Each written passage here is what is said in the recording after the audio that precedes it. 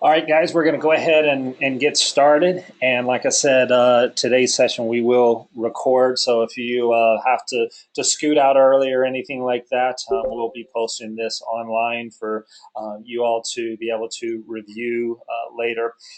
If you, I think it will automatically do it, but if you're joining us, we ask that you mute yourselves.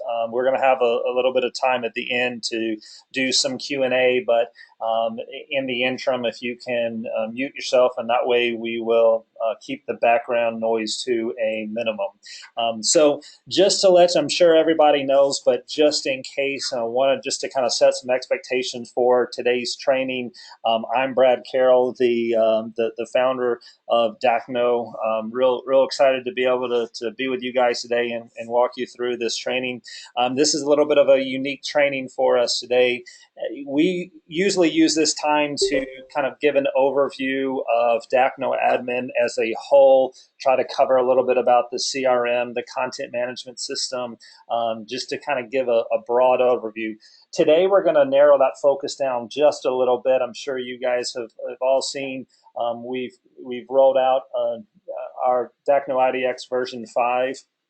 This is kind of, gosh, this has been probably a year in the making or more of just tons and tons of programming hours and resources that we've invested into this, and they're really excited and gotten some really good feedback so far.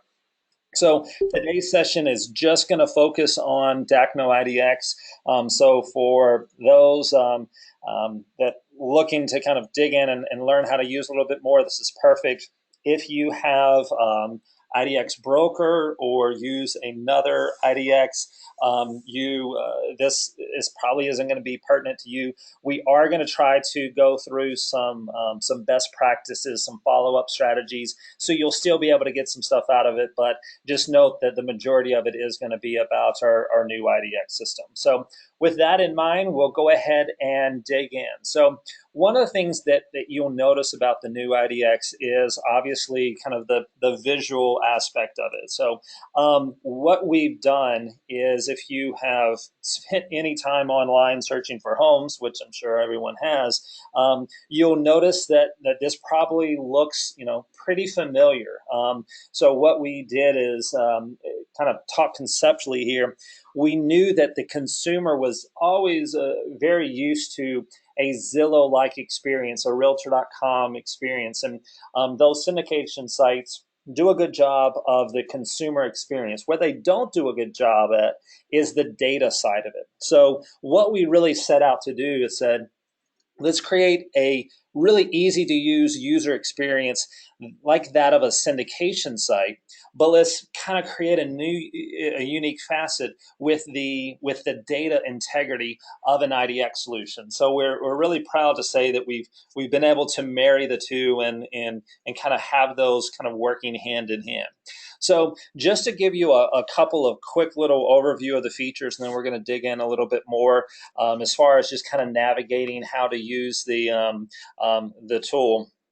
So first thing that you'll notice if you go to, let me pull up a site here. This is a particular landing page that we did for Linda Craft, but the concept is the same. We've got this quick search bar here, so you'll see that we've kind of take that approach on a couple of different sites.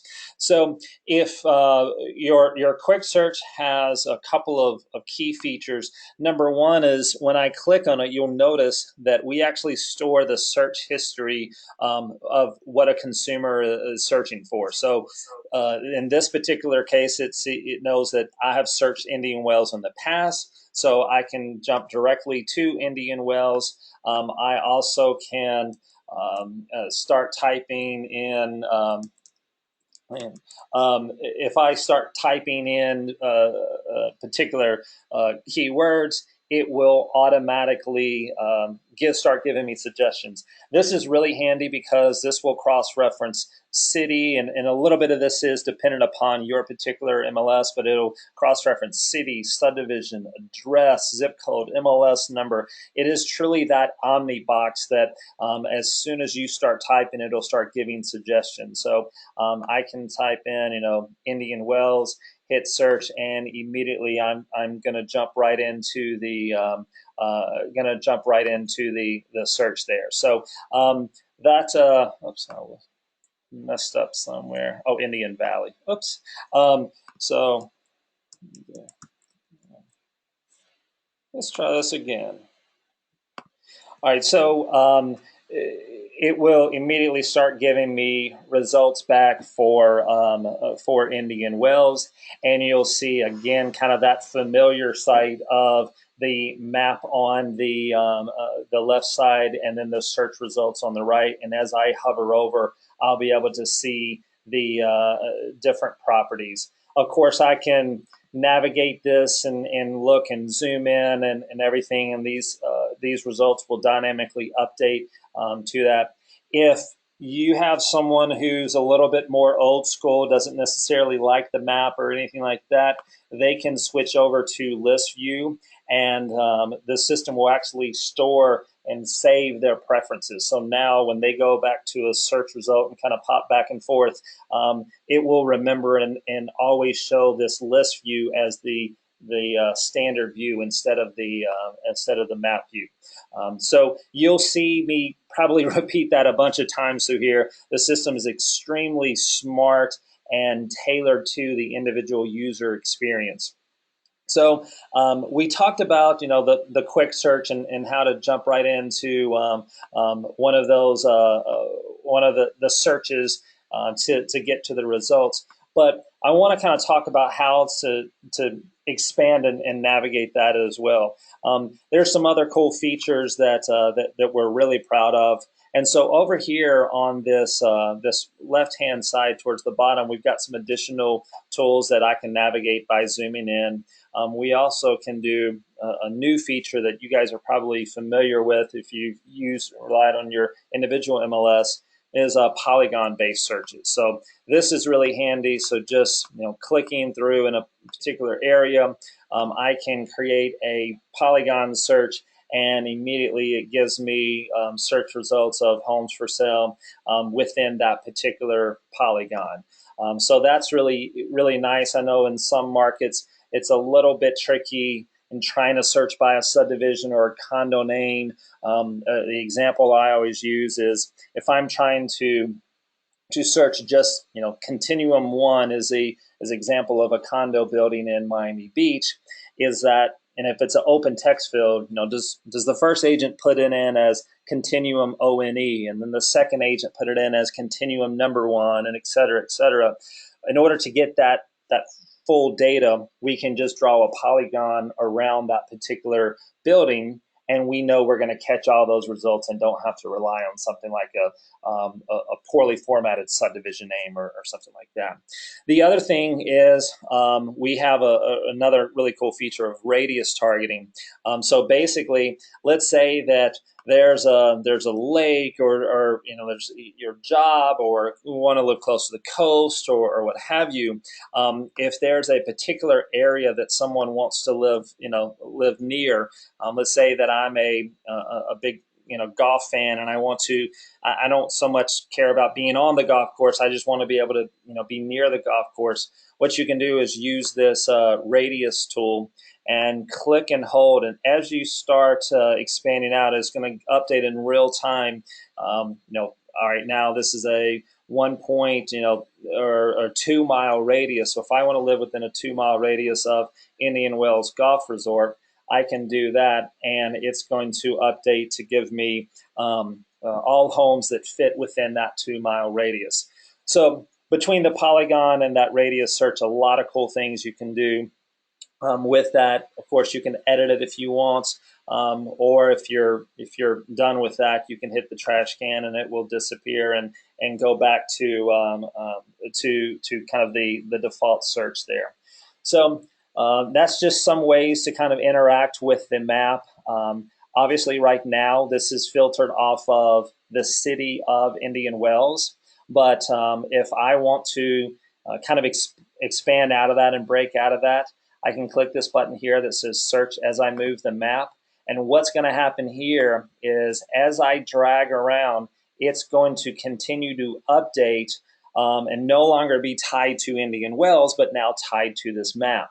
So you'll see that now, we're looking at homes in Palm Desert and beyond just Indian Wells, because we're no longer filtered by the city, but we're basically now doing an area search based off of the visibility of what's in the map.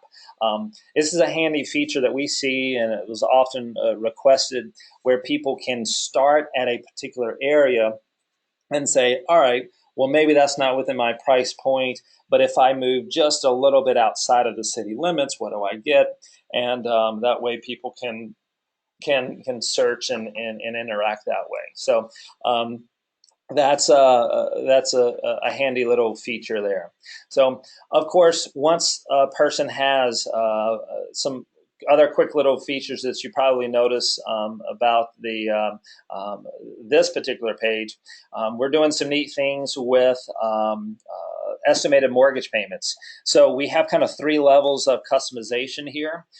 We can, by default, we have some filters of percentage of down payment, interest rate, terms of 30-year mortgage, etc., that we have by default. And if you say, well, hey, in my market, we're seeing more X or Y, you could actually change those defaults. And then at that 3rd level, at that user level, a person can individually customize that. So I can go in and say, hey, I'm looking at, I want to put 15% down, and I want to do a 30-year term and update that.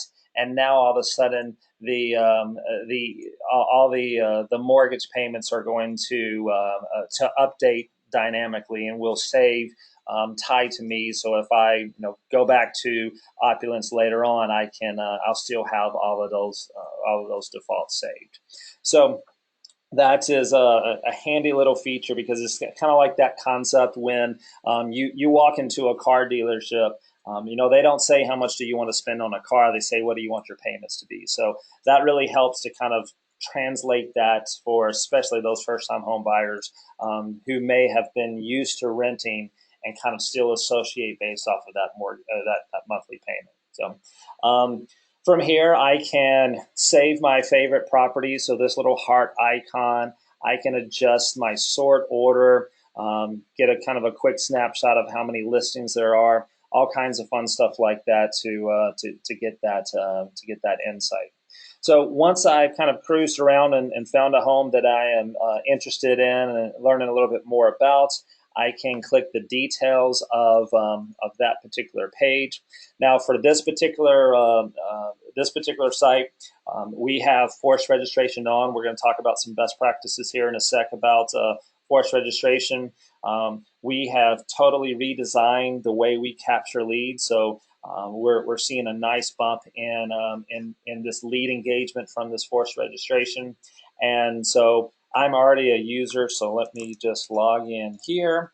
And of course, it will remember me. So now that I've created an account and logged in, I don't have to worry about logging in each time. So here's the details page. You'll probably notice a few familiar things about this detail page. Number one is we've kind of gone away from the typical big photo, small thumbnails, film strip, and really kind of tried to present the imagery in a way that kind of almost feels like a header of a site. We got a lot of good feedback, and found that people are a lot more likely to engage with this. The other reason, and kind of that we decided to go this route, is largely dependent upon usability. So we know that the average person who has a Facebook account spends an astonishing 27 minutes a day on Facebook. And so if you are one of those people who spends 27 minutes a day on Facebook, you'll probably notice that there's some familiarity here. This right down to the opacity, the way we present the font, this is the same way that Facebook presents additional photos. So what we're trying to do is kind of leverage some of these tools that users are already intuitively know how to interact with. And by doing that, we're seeing a lot deeper engagement within the site. So if someone wants to see more details about a property, they can click here, and you'll also notice that we've totally rewritten our the way we view photos. So now it's a much more immersive experience where we've got nice full screen photos that that take up the the entire size, of course, dependent upon the particular MLS board. But it's a much more interactive experience. Of course, we're looking at all this on a laptop, but everything you see here is mobile optimized, touch friendly, so the user on their phone can simply swipe through these photos. We've really tried to also take a deep look at how we're going to draw the most engagement from a lead generation standpoint. So what we have noticed is that a majority of people fall in love with the house not based off of property dimensions or the fact that the third bedroom is this this dimension by this dimension, but it's a lot more engaged via photos. So one of the things that we've done is you'll notice that even on the photo viewer, they have the ability to request more information and save that property, because we want to make sure when that moment that they fall in love with that property, we're going to take as many hurdles out of the way for that lead engagement as possible. So if I'm looking here and just absolutely, love the billiard room, then I can simply click on request more information. I don't have to leave the site or leave that particular page. That modal window pops up right there, and I can quickly get information about that particular property. So one quick fun fact here about the request information. We see a lot of people that if you have forced registration, we all get those. I joke around that there's so many famous people who register on our client sites. We'll get Mickey Mouse and Bill Clinton and all the people at Mickey Mouse at yahoo.com register.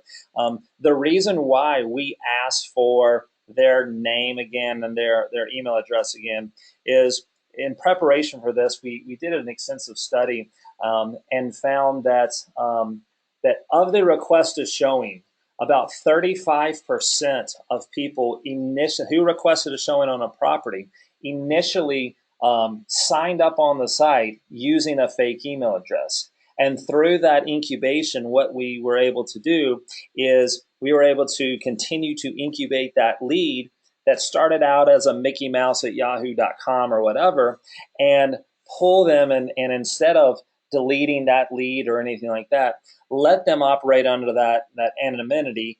And then when they find that home and then fall in love, then all of a sudden they're ready to request a showing. And we don't want to bank on the fact that they just request a showing and we use their email address.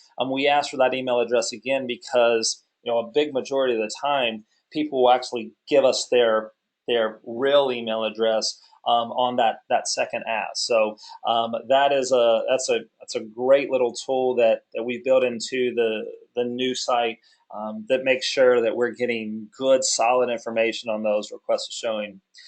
We also, because video, every day we talk about the fact that video is becoming more and more of a staple in real estate.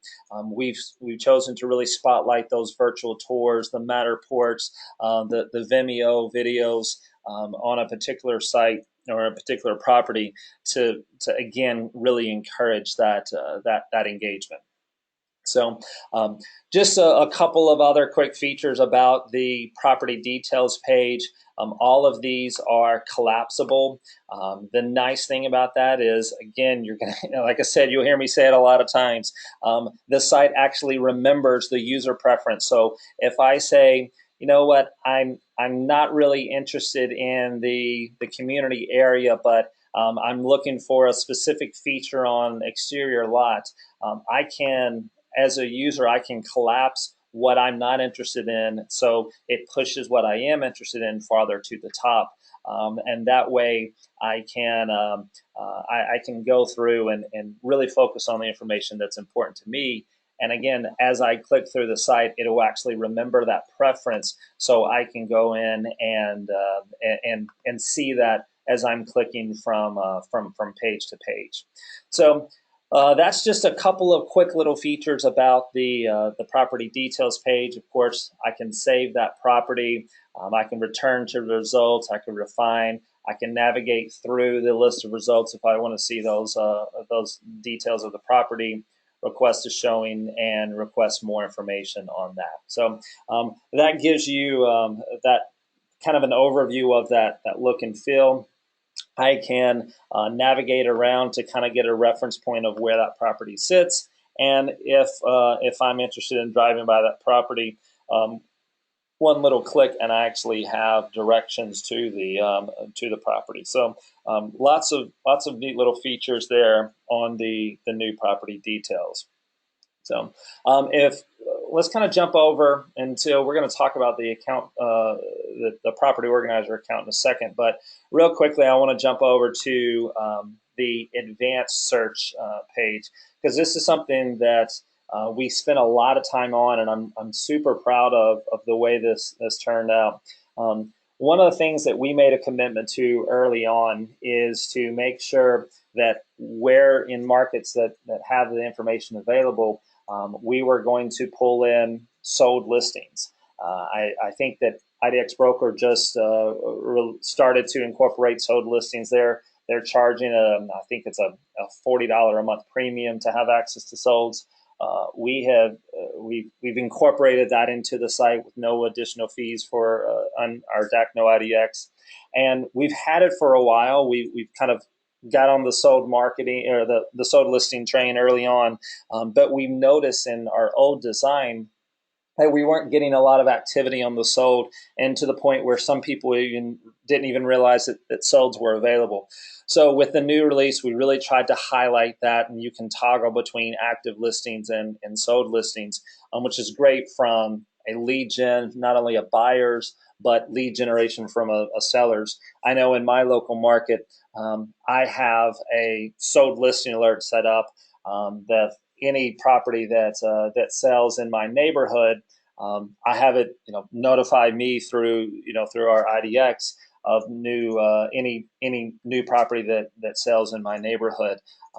So I'm not planning to move tomorrow, but I want just that weekly summary of what's happening.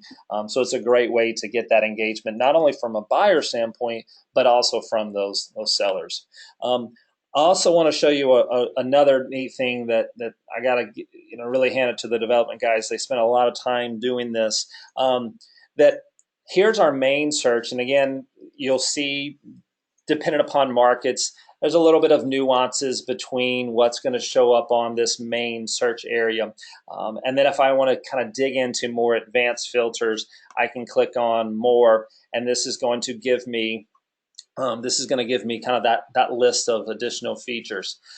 You'll notice when you do that, if you are logged in to your Dakno admin account, so you see right up here at the top of this bar where it says IDX, and I can manage searches, save searches, edit content. That shows me that I'm logged in. You'll notice on this, if you click over to those more filters, you'll see a whole new list of hidden fields. These fields are only available to you guys once you're logged in. And a lot of that is just contextually, so there's no point in having an advanced field shown to the public of agent ID or office ID, simply because they wouldn't understand that reference. So we still wanted to give you those fields available, but we're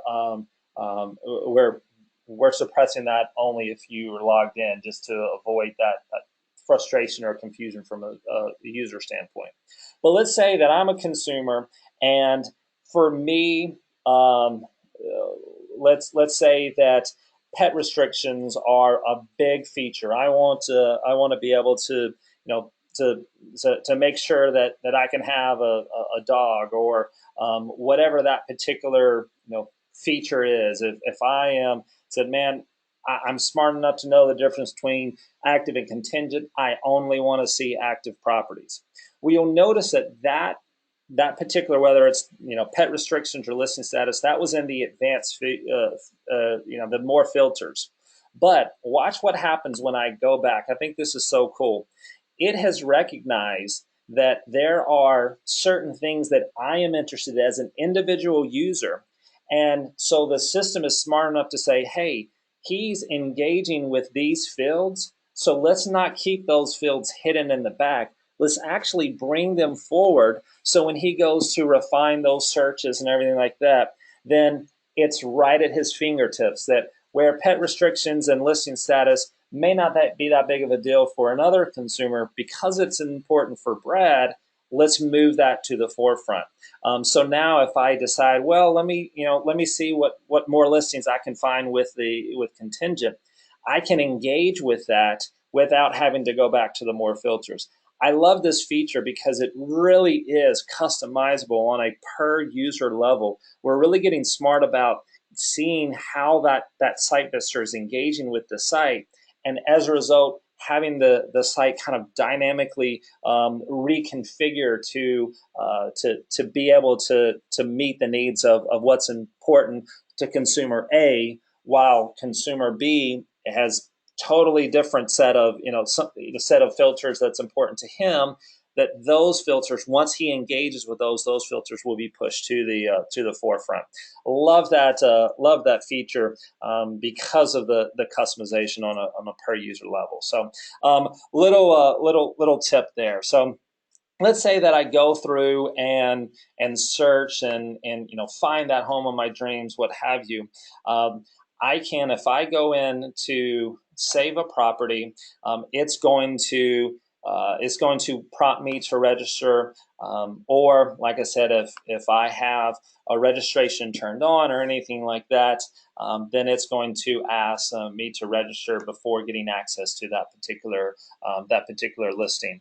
And this is totally customizable for you guys. You can force people to register. In other words, that if someone X's it out and closes it, you'll see that it kicks them back to the search. Or you can do suggested registration. So what that means is that if I go to look at a particular property and I want to close this window out, the window will close, but I'll still see the information behind that.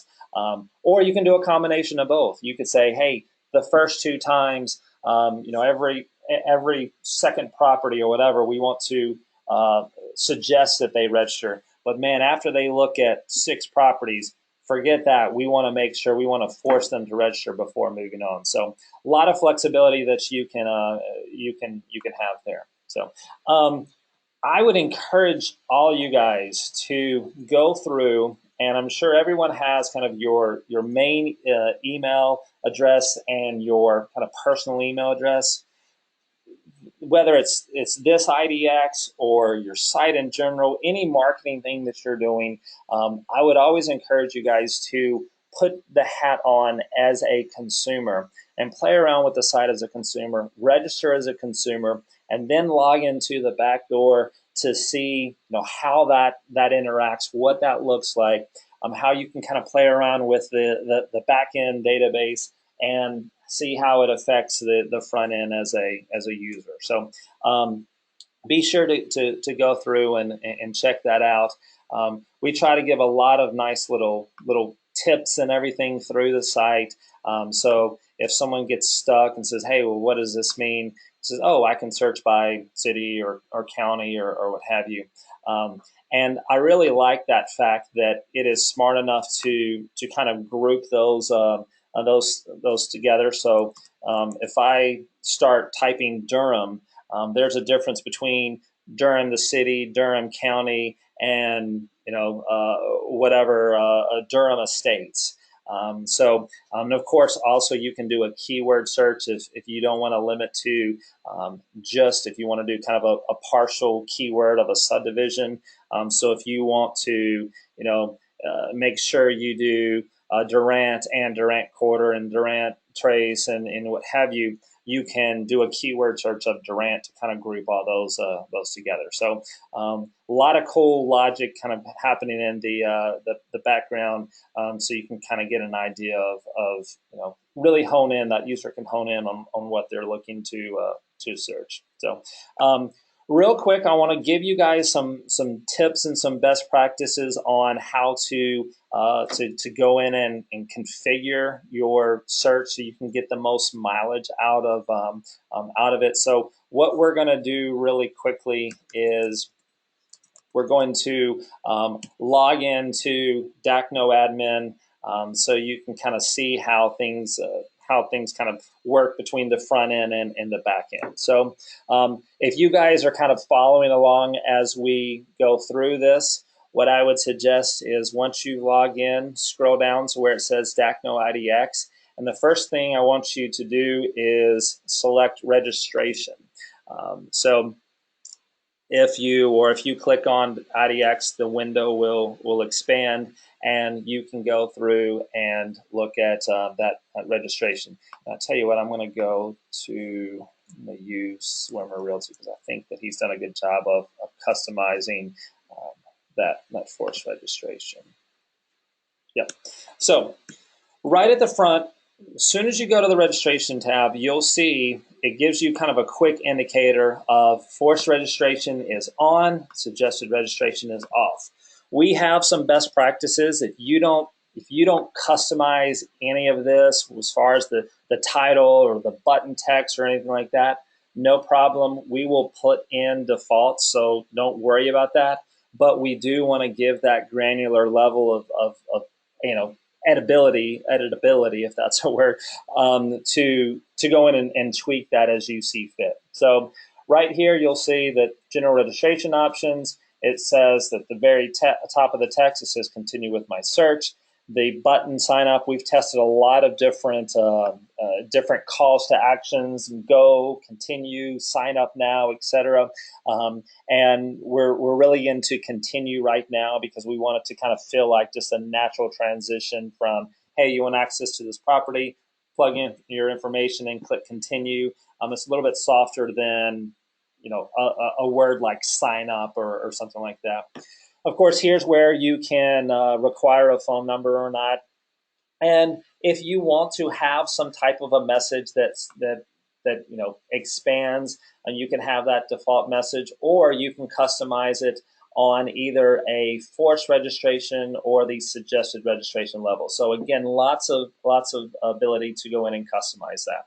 So you'll see that right here, forced registration is turned on before viewing a detail page. So they can engage with the map, they can search, they can see those results, they can move the map, edit, they can do all that and it won't prompt them. It's when they make that commitment to a individual details page that registration is going to pop up. He's customized the text, that message there, and so that's how you would go in and customize that. I would recommend, I'm a bulldog when it comes to chasing leads. I would rather get, I would rather get 10 leads and 3 of them be Mickey Mouse at Yahoo, but that gives me 7 leads that I can chase, than not have any type of registration turned on and not have as many at-bats and people to chase. So I would definitely recommend at the very least put suggested registration on. We have it set so where you can give them all kinds of free looks, but before making that commitment to register. To be honest, if you do anything beyond 4, 5, 6 details pages, you might as well either not have it on, or there's really no difference that we've seen stats between after viewing the 5th detail page versus the 10th detail page. If they're going to register, they're going to register early on. If they're not going to do it. There's no amount of details page that's going to convince them to do that. So I like before viewing a detail page or after viewing one detail page. If you say, "Hey, Brad, that's a little harsh," you can back it down to 2 or 3. Again, after about 3, you're not going to. It's so deep in the click funnel that you're not going to get a lot of lead gen from the forced registration. So, little side note, little tip on that. So, you can go in and customize that as you see fit, and of course, if you enable that suggested registration, it gives you that ability to customize how and when you want to suggest that registration there. So once you're done, you can, we haven't made any changes here, but if you do, the button will turn green. Just be sure to save your work, and that will automatically be updated. So the other key thing that what I really like to do is I want to show you kind of some ease of use on how to go in and check out what people are searching for and how people are engaging in the site. So what I'll do is click on a particular lead, and you'll see that with this particular lead, Linda, it automatically is going to pull in that Linda has one saved property and one saved search. So I can scroll it down and kind of get that history of see that she's on a drip campaign, which is awesome because looks like we've been dripping on her for a while. One of them hit, so she gets we send out an email at 9:46, and a couple hours later, she's back on the site saving additional properties, which is awesome.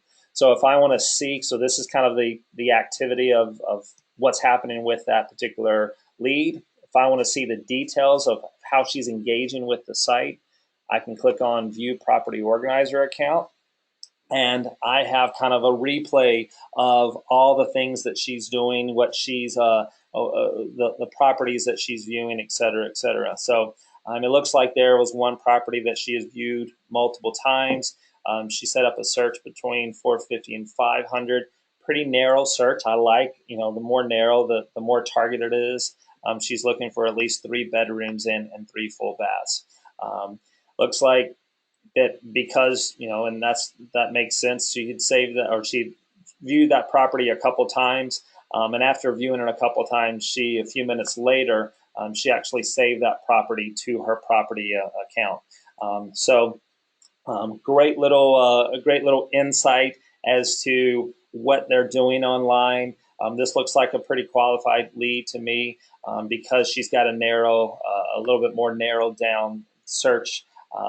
Doesn't really look like that she may be just kind of looking at all homes around the area. She didn't filter down to a specific city or anything like that. But I do see that that of the 2 homes she's looked at, they're both in Palm Desert, so that may tell me something. So if I wanted to, let's say, for example, that this person did not have a saved search, and this is something that I would suggest everybody do. When you see someone sign up for a property organizer account, and you know that they have gone through and run a few searches and looked at a couple of properties, look at their recent activity, and on their behalf, go ahead and set them up with a saved search. The worst thing in the world is having someone who goes to the site and never comes back, and there's no compelling reason to come back. I was looking, kind of doing an assessment on a site earlier, and we see this graphic here represents the number of people who had one session, who went to the site once and didn't return, versus the person who returns 4, 5, 6, 7 times. I think you all would agree that the person who's returning to the site 3, 4, 5, 6, 7 times, these people have a much better shot of converting into a lead than these people here. So we have to figure out a way to get them back to the site. Well, what's the easiest way? The easiest way is to set them up on a search. Because if we know they're looking in Palm Desert between 450 and 500,000, and we set them up on an alert, and the next day they get an email of a new home that exactly matches their search criteria, what do you think they're going to do? They're going to click that email and say, hey, here's one new property that matched your search criteria, 123 Elm Street. They're going to click that email, and what does that email do? It takes them right back to the site, and now they're back on the site looking at that particular property. Additionally, let's say that they love that property. And some of you guys may say, well, wait a second, I do this in the MLS anyway. Well, I want to challenge you guys today to begin to do this within your MLS, because if you sign, or to do this within your website, because if you sign them up on the MLS, and let's say they absolutely love that property, they're getting an alert directly from their MLS, they click on that, it doesn't take them to your website. It takes them to a generic MLS page about that property. Well, what happens if they love that property and jumps on Facebook, and because we're such a social generation, shares that property with 100 of their friends and says, "Hey guys, found this really cool home. What do you guys think?" That's 100 people who are looking at that and not clicking to your site, but they're clicking to the MLS. So on the other hand, if we go and we're looking at this particular a profile, and we see their search habits, and right up here at the top where it says log in as this user, we click that, and now all of a sudden we are logged in as that particular user. So if I go to my account, you'll see that I am now logged in as Linda. I can go in and create a search. I can do everything I want. I can see her saved properties, her searches. I can add to that saved search, or if she didn't have one at all, I can create a saved search. And then when she finds that home of her dreams and clicks that email and sees that property and goes to share it on Facebook, now all of a sudden, what page is she sharing on Facebook? She's sharing this property that has all this information about the particular about this particular property versus a generic MLS page. So I would much rather someone go in and save these,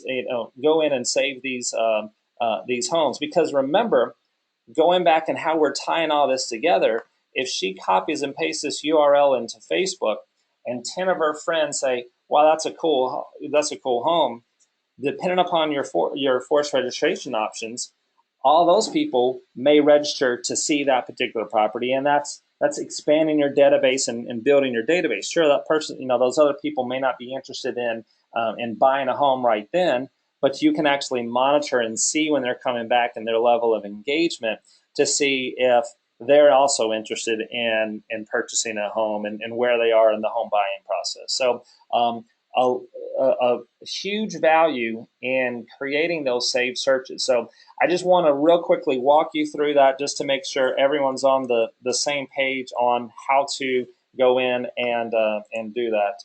I'll go to Oculus. I think they've got a few searches that are set up that have not yet created a page. I think Zwimmer is really diligent about setting up those searches. So let's go back here, see if this person has other saved search. Maybe get somebody who's newer. I'll open up a couple to give us our options here. All right, so this person does not, we see that this person does not have any saved properties or saved searches. Let's see if we have enough to go off of to go through and set up their saved search. So looks like we do. Looks like they've done a number of searches up to 800, and I'll zoom in so you can see, up to 800,000. Looks like they're searching in Miami Beach, looking at a few different properties. Looks like that price range, this is kind of an anomaly here, but most of them 679, 710. So we'll say we'll consider this in their price point. So we'll say anywhere from 400 up to 800. So what I can do is say, and you see where it says save searches, there are no saved searches. So what I want to do is I want to make sure this person is coming back to the site. So you can see that this person was created 2 days ago, and they have not had an active visit or passive visit back in the site in 2 days. So we got to change that. We want to get them back on that site. So once I get an idea of their recent search activity, I can click on login on this user, and I will be on the site as that particular contact. And it says, hey, you don't have any saved searches, create the saved search. So what we'll do is we'll click on create that saved search, and we'll go through, we said 400 to, let's say 400 to 800 for easy math, 400 to 800. You'll notice what I'm doing. I want to kind of real quickly point out something. You'll notice that we have a drop-down select, but one of the things that we've seen is, let's say that this person had a little bit more refined price point. What happens if they are pre-approved to spend up to $800,000 on the home? What does someone do is they will typically go in and plug in their max of $800,000. But what about that home that is listed that was reduced to $810,000? That you know through good negotiations you can get them to reduce that home 10 more thousand. Well, just capping out at 800,000 simply because the next jump up is 850, that person potentially risks seeing homes that are still kind of technically within their price point. So we keep, again, really making it customizable for the user. If someone says, well, I don't want to jump 850,000, but I am interested in those homes that are, 820,000 or 825, I literally can go in and say my max price is $817,542. So you can get extremely granular with that. So through putting selecting a price point from a drop down or typing that in. So we really, again, focus on that usability there. So we know that they are looking in the city of Miami Beach. We'll adjust that back to 800. And let's see, did she have 4 beds, 5 beds, 3 beds? So I'll say a minimum of 3 bedrooms. And looks like all these were at least 3 full baths, so I'm going to continue with that. And let's go over here and make sure that we're only showing her active homes. And so you see, again, like I talked about earlier, that's now moved to the front. And then I'm going to just double check that search. So I'm going to hit the search button and see, perfect. I've got 11 listings that are pretty refined down to the what's available in her market. So all I have to do, because I'm still logged in as her, I can click on Save This Search, and now all of a sudden, if I click on my account, you can see that we're now looking at 400 to 800 in the city of Miami with at least 3 bedrooms and 3 baths, and it is set to send them emails daily. Now, of course, because there are only 11 listings there, it's not going to truly send it daily unless there's something of value to send. So if tomorrow there are no new listings that match that search criteria, we don't send an email that says nothing matches. Obviously, it's going to just create noise in their inbox. So if it's a refined search, you can keep it as daily. If you would rather keep a summary, then you can give them a weekly summary. So you've got some flexibility there. The other thing to note is that the system, obviously, we have to have titled something. We have to be able to store, some way in the database. So it will automatically give it a arbitrary number. But what I can do as the user, I can go in and say Miami Beach 400K to 800K. I can give that search name a more friendly name. And so then when I am when that user gets those email alerts, or especially if you have multiple ones that maybe they say, I want to use this search, but I also want to do a second search of homes with an in-ground pool or something like that, you can go through and label those accordingly. So when they see a new home that comes on the market, they say, oh yeah, that's from my homes with a pool saved search versus homes with acreage saved search. So you've got some flexibility there. So really easy way to do that. And of course, like I said, when that email comes in tomorrow, the next day, what have you, and they see the home of their dreams, they are going to click on it and instantly return to your site. I want to point out and kind of give kudos to Accent Realtors. These guys are really diligent about setting up those saved searches. And I want to show you guys just how valuable that is. So I'm looking at their contact list right now, and I'm going to click on passive visit. And so what that means is anyone who has gone back to the site, maybe they didn't actively save a property or request information, but has returned to the site. And you'll see just tons and tons of people. I mean, the list goes on forever of everyone who, these are people that have been incubating for 21 months and is back on the site right now. Well, they're back on the site now, not just because they said, hey, I'm bored and I want to go back to Accent Realtors, but more than likely it is a result of, you know, a email alert, a new property matching their search criteria, and they say, hey, I want to check out what that is. So it's a great value to pull people back to the site, so you don't have to worry about, you know, stats that look like this of these one and done type visitors that will you know, that are less likely to convert. Those people that have been incubating for a long time, these guys are much more likely to convert. And I tell you what, if I'm, you know, chasing after leads, I would much rather chase a lead that's been in the system for 4 months, that came back to the site 2 hours ago, that may have just found the home of their dreams after searching for a few months. I think that lead is much more likely to do business than the person who just walks in for the first time and hasn't yet established a relationship there. So hopefully that kind of gives you a quick little overview of some of the new features. Again, I would encourage you guys to spend some time playing around with that. If you have any questions, definitely feel free to shoot us an email.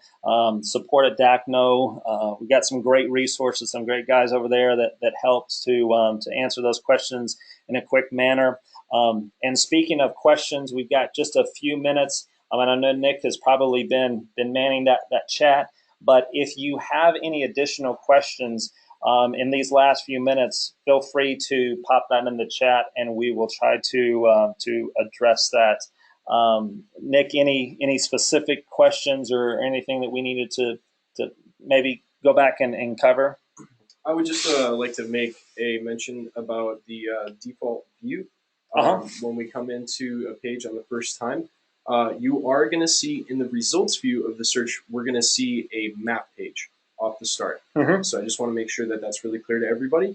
And it's going to be based on the end user on how that's going to come up. There is going to be ways to customize that.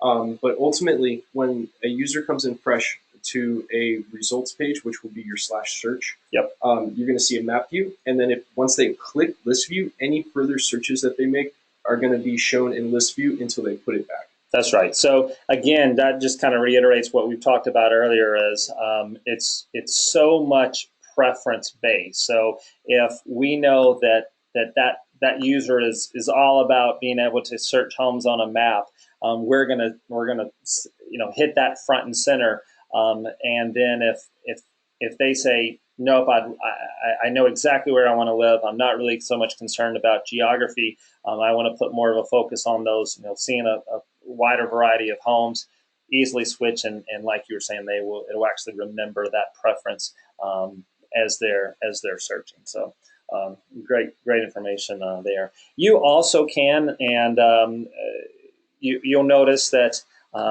like for opulence, if I reset this search and kind of create a new search, kind of reset that criteria, you'll notice that it defaults back to residential, condos, and rentals. You actually can do some things to set up what you want your user to see by default. So if you're concerned that says, hey, I don't want to show them any contingent listings by default. If someone wants to go change it, sure, but for when someone just goes to the site, I want to make sure that I'm only showing actives. You can set that that filter. It's pretty easy to do, and I think we even have a dedicated resource on a doc that walks you through step by step how to do that. So which is handy for some people who are looking at different areas, or really said, what, pools are everything, or waterfront properties are everything to me. And then you could also have some fun with some things I'll show you just real quickly a few landing pages that we've gone in and customized based off of the new search. So here's one, great client Debbie Yost. We've set up a default kind of landing page for her where you can go in and search by, do your quick search, or you can go in and have save search. Um, Feature some of those top searches. So these are nothing but saved searches that she's gone in and formatted. So if someone just in one click can see, single level homes with pools, or homes on the golf course, et cetera, et cetera. We talked about, I think Opulence has a really nice one. They focus a lot more on whether it's homes or condos. So if someone's searching for a home, they can select their area. If they're searching for condos, they can select their building. Or if they want to kind of jump to again some of those top searches, those featured featured searches. If I'm just looking for penthouses or direct ocean views, these are one-click searches that you can set up that immediately jumps you to a search result. And here's a good example where you'll notice that earlier when I changed it over to list view, it remembered that and took me to the list view for these particular listings. So I think they did a good job on that. I'll show you one more search that Lindo's kind of doing the same concept where quick search by price point, or you can go in and search homes with pools, golf course, first floor master. She's also expanded this to even right down to homes with a screened-in porch, homes with horse facilities, pools, first floor masters, in-law suites, etc. So lots of neat things that you can do with setting up those. Lots of neat things that you can do with those features. So let's see. All right, so I think that is about all, and I think we're right at about out of time. So really appreciate you guys joining me today for this. Again, we welcome your feedback and want to continue to hear what has been overwhelmingly really good feedback from on this IDX rollout. And if you have any questions, feel free to shoot us an email, support@dakno.com, and we will go from there. Thanks so much, guys. Have a great day. Bye-bye.